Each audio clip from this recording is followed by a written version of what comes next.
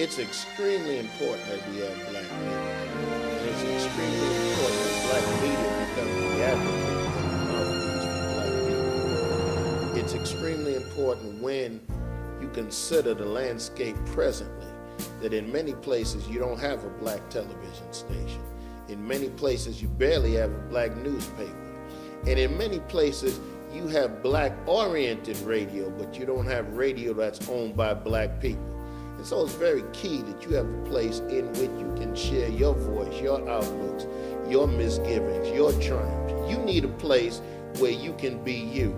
You need a place where instead of showing us in low living and thuggism, that you can show the great gamut and the great gorgeous bouquet of who we are as a people. So you definitely need black media to be our voice. There's so many stories out there that you don't get a chance to hear in mainstream media because they're just not interested in it. But some of those things are extremely interesting to us. But if we would know about them, we would support them more closely and we would shore them up more closely. But those stories are not being told.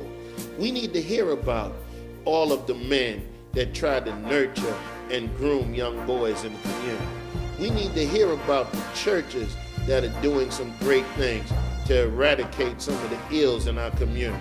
We need to hear about the Greek organizations, the Masonic organizations, various organizations that are doing things to help in the community. Here in Memphis, you have a Greek fraternity that bought a library, and now they're using that library to educate our young people. But that story is not really told because that story goes against the narrative of black people being thugs, being criminals, acrobats, and thieves. So that's why we need a black media to tell our story.